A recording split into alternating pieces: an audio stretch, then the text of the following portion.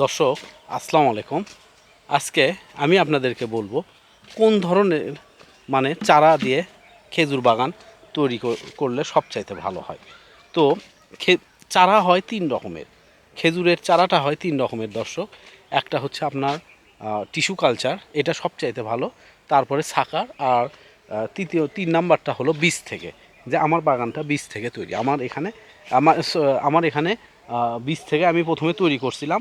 তো তারপরে আমার এখানে এখন সাকার দিয়ে তৈরি করছি, মানে ওই বীজের চারাগুলা থেকে সাকার চারা বের হয়েছে, সেটাতে কেটে আমি এখন সাকার দিয়ে অনেকগুলো গাছ আমার হয়েছে। তো আমার এখন 50-50 গাছ আছে, কি হাফ আছে বীজ থেকে, হাফ হয়েছে সাকার থেকে নতুন করে। এই যে আমার এটা একটা সাকার চারা, আপনারা দেখেন, এই যে এটা আমার ইনশাল্লাহ আগামী বছর ফল আসবে। এবারে আমি আশা করছিলাম কিন্তু ফল আসেনি, তো সেটা পরের ব্যাপার, যেটা আমি বলতেছিলাম। তো কোন ধরনের চারা দিয়ে গাছ বাগান করলে ভালো হয়? তো সবচাইতে ভালো হয় আপনার টিস্যু কালচারের গাছ। যারা বাণিজ্যিকভাবে করেন, করতে চাচ্ছেন, তাদের জন্য টিস্যু কালচারটা সবচাইতে ভালো হবে। বাংলাদেশে আমার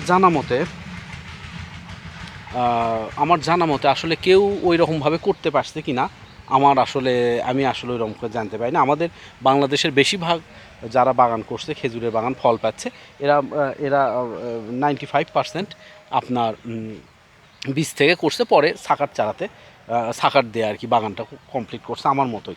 তো টিস্যু কালচারটা আসলে বাংলাদেশে পাওয়া যায় না। এটা আপনি যদি ইউটিউবে সার্চ দেন, অনেকে বলবে যে আমার টিস্যু কালচারে গাছ আছে। এরা আসলে টিস্যু কালচার সম্পর্কে এদের কোনো আইডিয়াই নাই।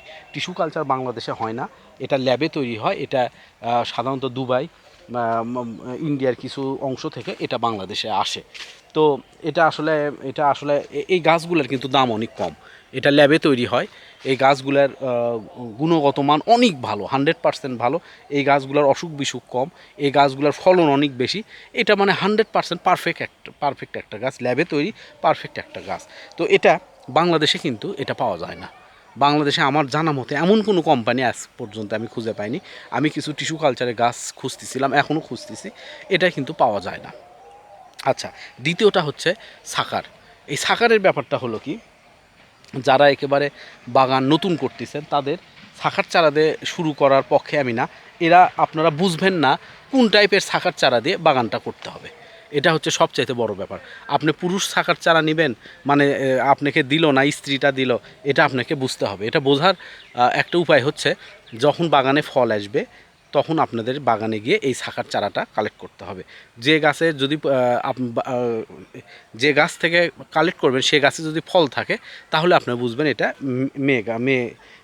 মেয়ে গাছ আর কি। এখান থেকে শাখার চারা নিলে শাখারটা মেয়ে হবে। আবার যদি পুরুষ গাছ থেকে শাখার নেন, সেটা সেটা আপনার পুরুষ গাছ হবে। যেমন আমার এই গাছটা দেখেন, এটা আমি বারবার কেটে দেই। এটা আমার পুরুষ গাছ, এটা আমার একটা পুরুষ গাছ।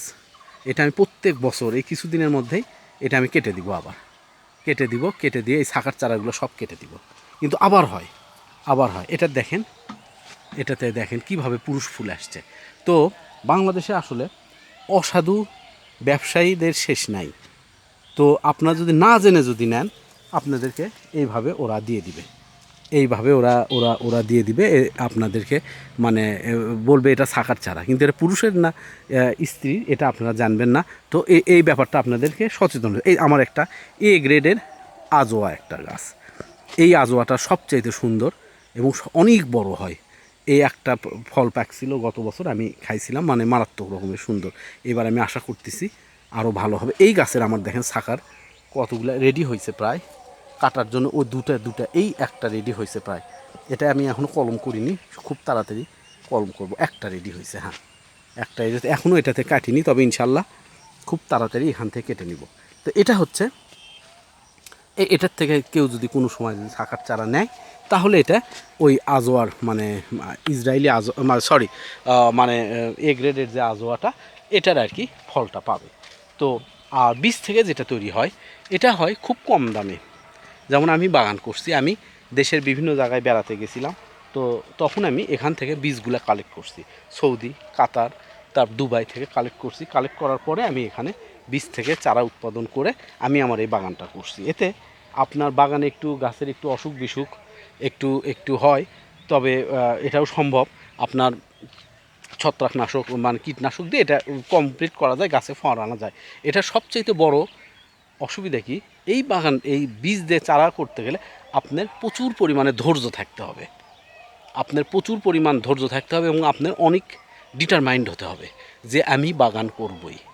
আপনার সবসময় মনে রাখতে হবে যে আমি বাগান করবই, তাহলে আপনি করতে পারবেন। এটাই হচ্ছে বীজ থেকে, তা না ছাড়া বীজ থেকে চারা করা, চারা দিয়ে বাগান করা অত সহজ না।